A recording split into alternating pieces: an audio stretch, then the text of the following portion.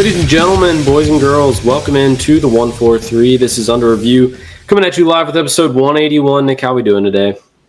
We're doing good. Another week back at the grind. Got a good one for you. Got an NFL episode. I don't remember when the last one we've done was, but we're itching to get back to it. It's been a while, and it still feels so far away. But we will get there eventually.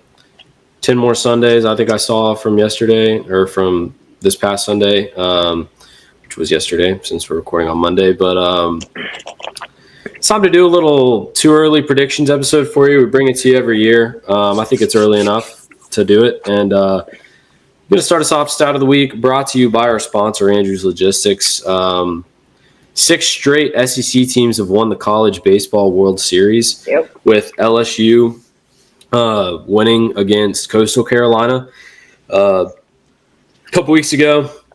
You know, congrats to them. Not a huge LSU fan over here, but it is pretty crazy that the SEC has really dominated in baseball. Last 6 champions, that's hard to do. So just thought that was an interesting stat to throw out there. That's your stat of the week. And then props to Coastal Carolina. They were, kind of came out of nowhere. Yeah. But they won. It was like 20-something games straight, I want to say, or something like that. But, yeah, anyways. And your player of the week is Tarek Skubal. He's been on an absolute tear this year, looking like the American League Cy Young winner. He had a big year last year. Everyone had high hopes for him coming into this year. He's got a 2.15 ERA. Pitched 109 innings. He's got 10 wins. Obviously, a lot of people say that's not a pitcher stat, but when he's up there, they do good. 138 strikeouts, and then, dang, his whip is .835. So, he's been, when he gets up there, he just absolutely dominates on the mound, and so that makes it a lot easier should make it a lot easier for the offense. And the reason why I say should make it a lot easier on the offense is because the Rangers have a dominant pitching staff, but then they just cannot score runs to win games. So that's Tigers, where we're at. But anyways, Tigers have it figured out. He's putting his team. He's always putting his team in good situations to win the game. So he's been just absolutely dominant this year. And so we'll see how the rest of the season goes for him. Yeah, Skubals, it's his Cy Young to lose this year, and he's been nothing short of great. They're comparing him to 2011 Justin Verlander, which, as us baseball fans know, was prime Justin Verlander. So, congrats to him. I'm sure he's going to keep dealing. All right, on to our division winners. We're just predicting the division winners here like we like to do an under review. Let's start off with the AFC East and work our way down, Nick. Okay. I think we're all probably in agreement on it. I don't think it's going to take us long to decide on that one. The Patriots. Just kidding. Yep, that's one of those divisions where it's kind of, what you're going to get. It's been the Bills for I don't know how many of the last couple of years, but the Jets have been the Jets. Yep. The Patriots have been awful since Tom Brady left, and they've not made any, crazy moves. That's an easy one where there's not a lot to talk about there. It's the Bills.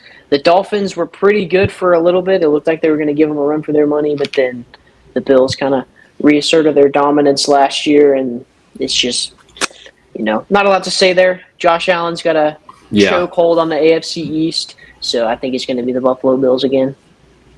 Yeah, the Patriots got a lot better. The Dolphins and Jets did not, but I don't think the Patriots I would have a hard time seeing them overcoming Buffalo. I do think they have a shot at the wild card. Yeah, I do think the Patriots did get significantly better, but not in a way that would put them in contention to win the division. But I do think they did get better.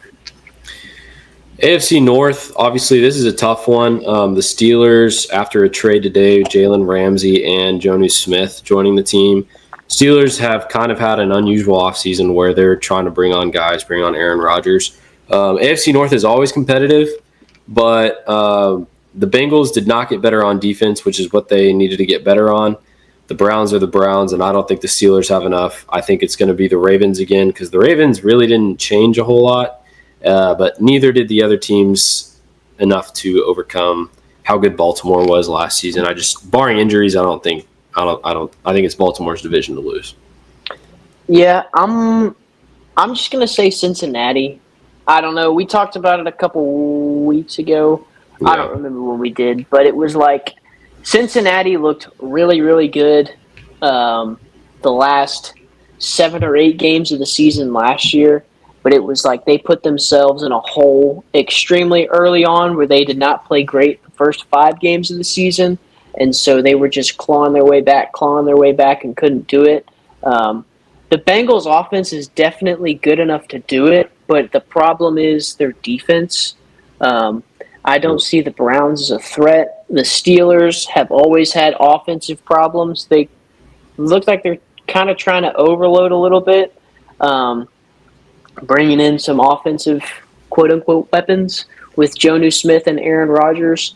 Their defense has always been good, but I just don't see enough change in a good way for the offense to really make a difference. It most likely will be the Ravens, but I'd like to see Cincinnati come out on top in there. But, the Ravens have just been pretty – they've been solid for the last couple years, and I didn't see them change a lot like you were saying, but I'd like to see Cincinnati.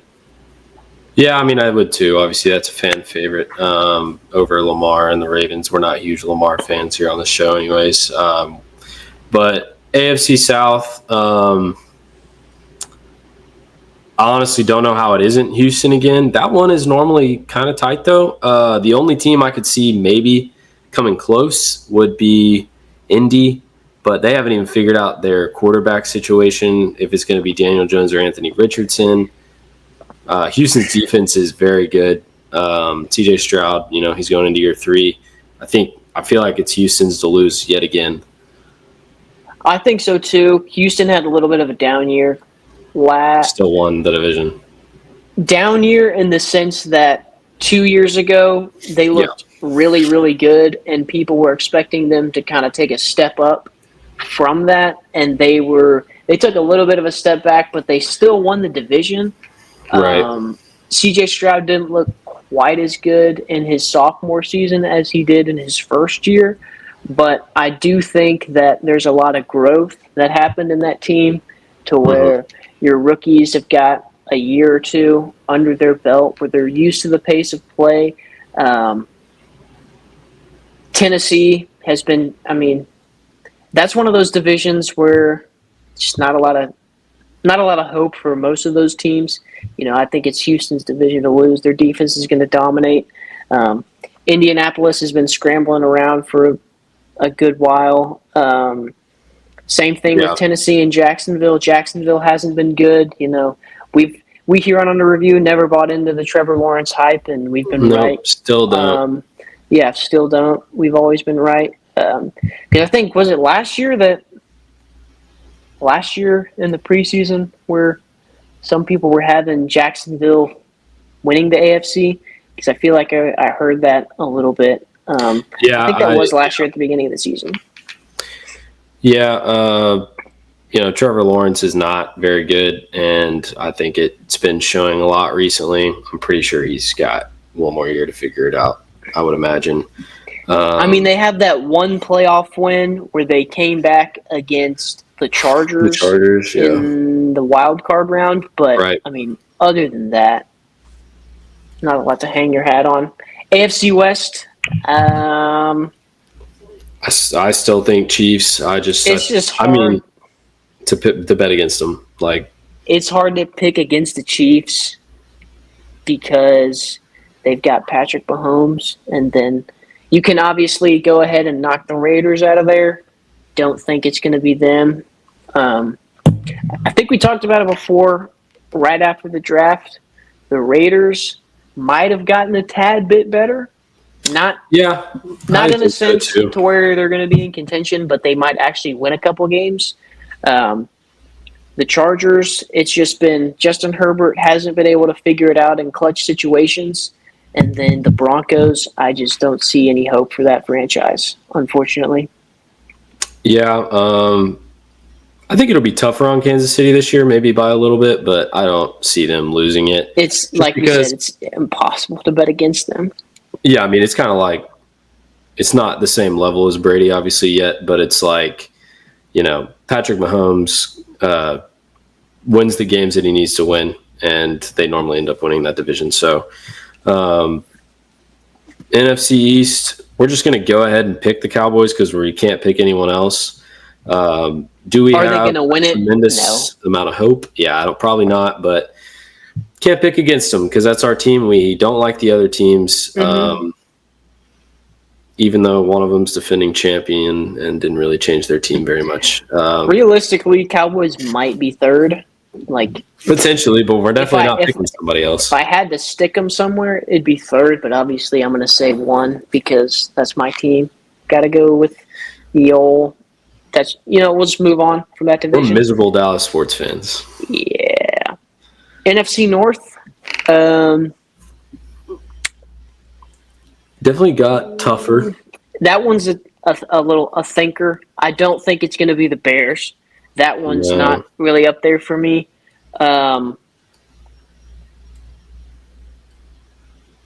feel like it's so boring to say Lions, but I mean that's my pick. I mean, they're the best. Them and the Vikings are the top ones for me. I don't know about the Packers. I mean, the Packers are good too, but I'm not going to pick the Packers because the only thing about Minnesota is the quarterback situation. Right. It just not sure how that's going to play out. And due to that, I'm going with the Lions. I mean, we'll see. Obviously, not picking the Packers, but I do think it could be Minnesota, barring how the quarterback situation plays out. I'm not sure. Sam Darnold almost took them to a division win last year, so the coach is good enough and the offense is good enough to kind of overcome mid-quarterback play. As long as J.J. McCarthy just makes the right decisions with the ball, he doesn't have to be the reason they're always winning. They've got enough weapons on their offense, and they've got a good defense. So, I'm going to say Lions, but I think Minnesota has a solid chance if the quarterback isn't the reason they lose, basically. And so on to the NFC South. This one's obviously going to be between the Bucs and the Falcons pretty much. Panthers got a little bit better, but I don't see them contending for the division. The Saints are awful, so they will probably be the worst team in football this year. Baker Mayfield's coming off a career year for himself last year, played a lot of really good football, threw for a lot of touchdowns, threw for a lot of yards, looking like a solid pick there. I'm going with Tampa Bay. Falcons still have some figuring out to do. I think Baker has solidified himself in Tampa Bay, so I'm just going to go with the Bucs. I think that's a good pick. Could be the Falcons, but the Saints are not good. The Panthers may have gotten a little bit better, but it's not going to be a difference maker to cause them to win the division. So for those reasons, I'm saying Tampa Bay. I mean, the Bucs have veteran experience on their team. Falcons are a very young team right now with a lot of their core leaders being very young. I would say, including their quarterback, wide receiver, running back, those guys. I'm going to say the Bucs because I think they're kind of built. I honestly think they'll have a better year this year than they even did last year. I really like the Bucs right now. I think they got better with the draft. So I'm going to go Bucs as well. And then the NFC West, I mean, I don't really know how to pick against the Rams because I don't. I was going to say there's a lot of changes there. Yeah. I know Cooper Kupp's on the Seahawks. Sam Darnold is on the Seahawks.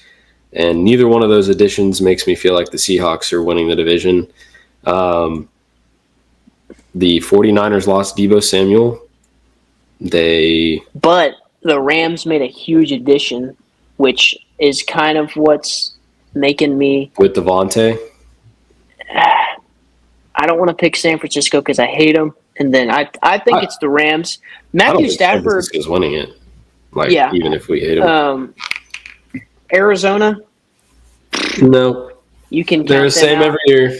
I'm going with the Rams. Got to be the Rams. Devontae Adams He's going to come in, make a huge splash there. Clear-cut wide receiver one. He's been doing it for a while now, being an absolute dog in the league. So I think he's going to lead the Rams to a division win. I agree. I don't see how it's not the Rams here unless the Seahawks just have a crazy good season, which is a possibility. We haven't seen them play together before. This group of guys, it's kind of a new team. So I think Niners got worse as well. And Matthew Stafford's been playing some good football. He's – how old is he? 40-something? I think he's like 40. I think he's 40.